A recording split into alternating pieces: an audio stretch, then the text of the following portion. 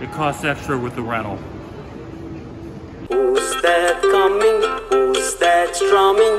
There goes the man with the ukulele. For a penny, he'll play any song that's happy and gay. Folks all smiling, stop a while because the man with the ukulele makes their troubles burst like bubbles, chasing worries away. And welcome to another episode of Dumb Things to Say in Hawaii. Never disrespect the public transit here in Hawaii. The public transit serves the entire state and does remarkably well, and it's simply known as the bus. It is one of the most successful public transits in the whole entire United States, serving tens of thousands of people daily. And it's also one of the cheapest buses. In fact, you could even circle the entire island on a bus by jumping on and off for only $5.50 a day. And virtually every tourist stop has a bus stop. Whether it's the airport, Waikiki, Aloha Stadium, North Shore, Bishop Museum, Sea Life Park, Pearl Harbor, every shopping center. For more information, go to thebus.org to check the timetable. When people think of Hawaii, they think of this amazing beach resort area, but they are not looking at the real history of Hawaii. Hawaii used to be very native, obviously. They had a group of people called the Paniolos, which is partly suggested to be a Spanish word meaning handkerchief. And these were the Hawaiian Cowboys that helped settle the land. In 1792, the British came to the islands. Captain George Vancouver, with the British forces, brought heads of cattle as a gift to King Kamehameha I, who forbade anything ever happening for slaughter for these animals. And by the time King Kamehameha III in 1832, there were too many heads of cattle. There were hundreds and thousands of heads. So in 1837, a gentleman named John Parker, a sailor from New England, settled on an area in the Big Island to help control the animal population by keeping the animals from getting outnumbered. That was the start of the Hawaiian Paniolo history. And at one point, you should also say that Hawaii had one of the largest meat and cattle heads in all of the United States, including Texas. Paniolos were a large part of this culture. Oh, it goes beyond saying. And now we are joined in an amazing hotel called the Equus, which helps celebrate the Paniolos and the history of Hawaii. And we are joined with Mariah Dailey. What title would you like to be called?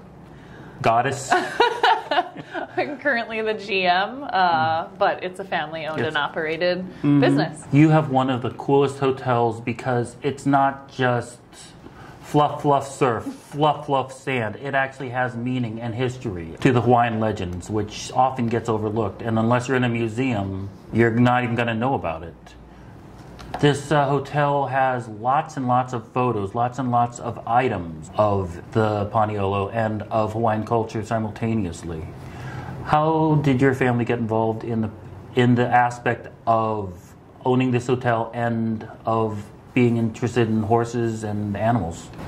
It goes back to when my grandparents moved here in the 50s, and they built and operated a hotel called the Waikikian, which is in the space now right down the road where the Grand Waikikian, the Hilton, is. So it was a tiki garden hotel, and again, it was about culture and hospitality and bringing people together for an experience. There was a beautiful restaurant there called the Tahitian Lanai, which a lot of people will remember. So that was their beginning here in hospitality, and they ended up selling that property because they didn't own the land. So they saw all the big hotels going up and realized, okay, we're not quite going to be able to make this work for a long-term situation. Fortunately, my grandfather was involved in building this structure as well. So this was built in the early 60s. It started off as the Driftwood, which has an interesting history. Yeah. It was more of a co-op than a proper hotel for a long period of time. So it was a mixture of short and long-term rentals. My mom and dad, Mike and Becca Dailey, got interested in turning it into, more of a boutique property, and they took it over in the early 90s. And my mom is an interior designer and a photographer.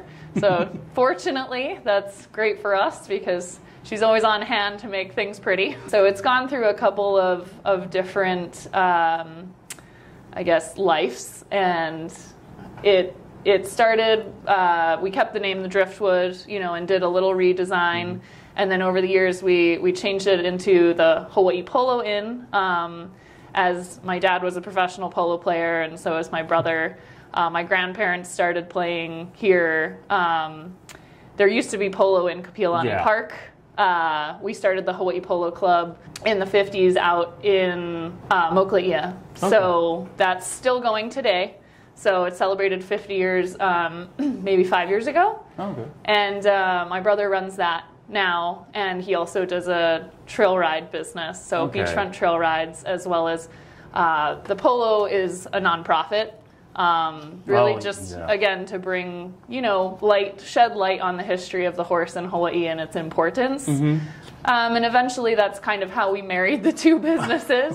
Was really, my dad's and my family's interests. My mom grew up with horses as well, so they all play polo and love horses, and really we just found that this history was so deep. And when, like you said, people come to Hawaii, they don't think first thing polo, they don't think horses, but when you do talk to Paniolo families, really their history is very long and very deep, and horses are very ingrained in this culture, and it's really fascinating to share that with visitors because they don't realize it. Yeah. What was it like creating a hotel, as far as you know, back in that era? That was the era of Elvis, when people on the mainland started first figuring out, we may get this area, these islands that may become a state that we protected during World War II. Yep. Was it difficult to even start an idea of tourism in Hawaii at that point, or? Well, I wasn't there. Of course, no. But from the stories, it seemed like tourism was beginning to boom, and that was becoming a real option to share, Hawaii. It is a huge part of the economy here in Hawaii. Yeah. But I'm also a sustainability major. I have my master's in sustainable development from HPU, and the reason I'm interested in that is because, we grew up on the North Shore with all this natural beauty. Yeah. And then, we counter that by running a hotel in Waikiki. So it really is a difficult kind of polarity to navigate, because we do need facilities for visitors. Yeah. But we also need to preserve the beauty of the island, otherwise people won't come here to visit. Yes, exactly. And so tying those two things together, my family's always been really engaged in the community activities and preserve and protect the North Shore, keep the country. Yeah. Because, it is something that people either from town or visiting want to go out and see these wild places that are still, natural and beautiful. So we try to do that with our hotel. We're actually a green hotel. We're the first green hotel in Waikiki. Mm-hmm. Joined the Green Hotel Association in the early 90s when my dad took over, my parents took over the hotel. Yeah. And now it's about trying to navigate how we all work together in the Waikiki community. So I'm on several committees with Hawaii Visitors and Convention Bureau, trying to create sustainable tourism, navigating how we're all going to work together to preserve what we have so that people still want to come visit. Yeah. And a lot of that ties into history and culture, because that's part of sustainability, is really educating people about what they're here to see and what the history means.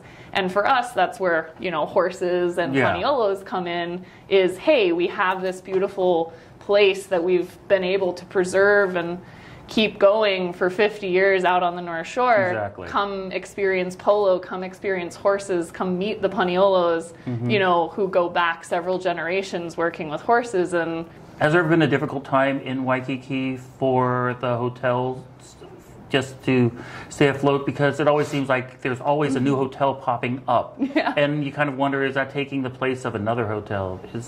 Has it ever been a hard time for you and your family in Waikiki? Well, for us, I mean, we're one of the last family-owned and operated hotels in Waikiki, you know, and that's why we do really fight very hard to stay competitive, because this is one of the internationally most competitive destinations for hospitality. But I do feel that we have a larger sense of community in our tourism industry than most other places. You know, we're all willing to come together and share information and work together, because it's about bringing people here to experience something and also benefiting our economy. But again, like I said, preserving what we have so that they keep coming.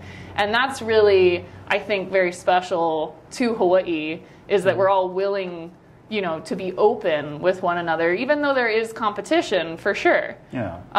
But you know, I think every economy goes through cycles, and so sometimes they're harder than others because it becomes expensive for visitors to get here.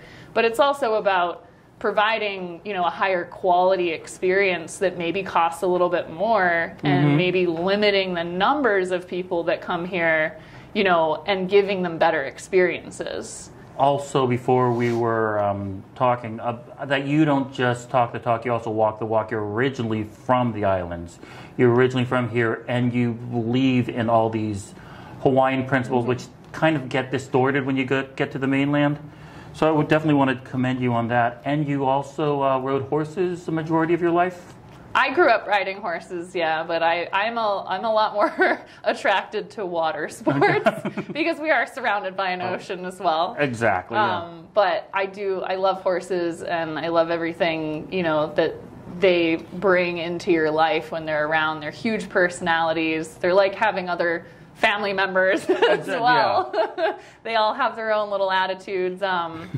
You know, I'm just really lucky that, you know, my family, fortunately, everybody kind of finds their own niche. My brother and his wife, Amanda, you know, they love the North Shore and they love horses. And so he really manages that whole ranch and polo and the trail rides and keeps it all going. Whereas, you know, I'm very attracted to, you know, having that aspect of it and tying it in to offer it to people, you know, and visitors, because I love socializing and I love people and I love hospitality, and I love seeing, you know, how excited people are when they learn something new or have an experience that, you know, really just exceeds their expectations. One of your family's newest adventures is you just purchased the Chamberlain Inn. Yes. Over at the Cody, beautiful Cody, Wyoming, which is either gorgeous or cold, or both. It's both. Yeah. So again, it's a small boutique hotel. And from the pictures I've seen, it's surrounded by mosaics and stained glass. Are you trying to bring the Aloha spirit out to Cody, Wyoming, or would they even know what the Aloha spirit is? Absolutely. And that's really what I've been so blown away by, and I think my family as well, and that's why we decided to go down that road, is we were looking at smaller boutique properties. There's nothing like this place. It's so unique. The previous owners, Evan, Susan, Deal, really put their heart and soul into this property, and they tried to bring it to more of its, you know, early 1900s feel with the open brick and the mosaics, like you said, and the lighting and just all the details and thoughtfulness that they put into it make it just this incredibly unique place. And that's the type of hotel I always want to run, is something that no one else can experience anywhere else. And it's only a 22-room property, so it's a lot smaller than even what we're used to running, but it's so intimate. You really get to know your guests, and it's a really big part of the community, and we hope to keep it that way as a meeting place, you know, in the bar and the conservatory, and people around town have somewhere to come and meet and be warm by the fireplaces and have a cocktail in the winter. And in the summer, you know, they have a beautiful lawn that's surrounded by, you know, brick walls, and that really makes it this kind of safe feeling of, community, and people come together, both visitors and locals, and kind of mingle. And that's exactly what I think the best experiences come from when you're traveling, is meeting people from places and really getting to know the community and the true culture of the area. So thus far, I mean, the people of Cody are really fascinating and really kind, loving people, and they do have their own form of aloha, which is really what sealed the deal for us. Is, the building was wonderful, the owners were magnificent, we really just hit it off with them, and then you start realizing, wow, everyone's really authentic and everyone's really genuine, and they really truly are interested in you and what you're doing, and you really do get that welcoming feeling there, which I feel like is pretty hard to find. We're so used to it in Hawaii because it's very natural for all of us, and that's what we grew up with. And you realize when you travel, it's, there are certain places that just have that special something. In 10 to 20 years, where do you see this hotel being? Do you see it as being the same small but important of Paniolo remembrance, or do you see it expanding somehow, taking over? I hope you don't ever decide that you want to make this into a large conglomerate. No. No, I think our priority as a family is really to preserve culture and experience and share that with guests. And I think, the Equus does that, the Paniolo Bar, does that. We source, all of our liquors, wines, beers as locally as possible, so that we can share the story of the distillers and of the brewers. And it's not just about Paniolos; it's about local culture and local history, and kind of tying all of that together. And bringing in artists, local artists, to do our murals. And just really supporting the community in a business-to-business way, but also having a place where local people, again, can meet with visitors and vice versa. So it's really a meeting place, so that people can share their experiences, their travels, their stories, and their history, and maybe learn something about the place that they're visiting, or even the place that they live that they didn't know. Like you said, when you got here, it feels cozy, it feels like home. That's really what we want to perpetuate, is just somewhere that people can escape to, in the middle of a big city, which Waikiki is, Honolulu is. It's hustle and bustle, and, we want it to feel more of like old Hawaii when you walk up our steps, so that it's really comforting, and you always have an escape, like an oasis in the city. Okay. One question I do want to ask you, have you ever had a surfer check into this hotel sight unseen? They're like, oh. And then by the end of the vacation, they're like, wow, I've inspired, educated. And because this, like you said, is only a 68-room hotel. But it doesn't need to be one of those ugly megalopolis deluxe kind of things. Because this is not huge, it's comfortable, it's safe, it's affordable, it's very economical, and it's educational. And you could also feel the emotional connection to this place, just because it's... So, do you think that this is your life's calling? Absolutely, yeah, definitely. I hope to be able to provide, more experiences like this, maybe, outside of this place as well. But number one, preserving this place and, the community that we've built, and the family, our employees, our ohana, Equus ohana really, speaks a lot to why we all love it here so much. And we love coming to work and seeing each other, and we do feel like family, and kind of sharing that with everyone. And I know I want to go to work every day and feel like I'm just kind of hanging out with my family, and we're all doing stuff together, but we all help each other out. There is not my job. Like, we all love meeting people, and we love sharing what we have with the visitors that come here. And those are the people that we attract, and I want to make sure that I preserve a place for them to be able to come and feel that way when they wake up in the morning, and I hope they do, I would like for you to present your social media accounts or where people could look up more information on the Equus Hotel? You are on the internet at what website? EquusHotel.com. And I believe you are also on Instagram? Yes, we are on Instagram and Facebook. So you can find most of our information there. Paniolo Bar also has, postings as well. We try to combine both of them and so that people always can see what music we have going on. We usually have music at the bar Wednesday, Thursdays, and Fridays. Occasionally we do Saturdays. But there's 6 to 8 p.m., somewhere to go for Pauhana. And then you can walk further down into Waikiki and have a big night if you want, or you can crash here and stay with us. Mariah Dailey, smile of a haole, but a heart of a Paniolo. Thank you. Thank you. Aloha. And this draws the close of episode 3 of my vlog to Hawaii. I first want to thank Mariah Dailey and the Ohana over at the Equus Hotel. It was an honor to meet all of you. The Equus Hotel is a really cool place to hang out as they have just expanded their menu for their lounge. And on weekends they also have live music performers playing by poolside.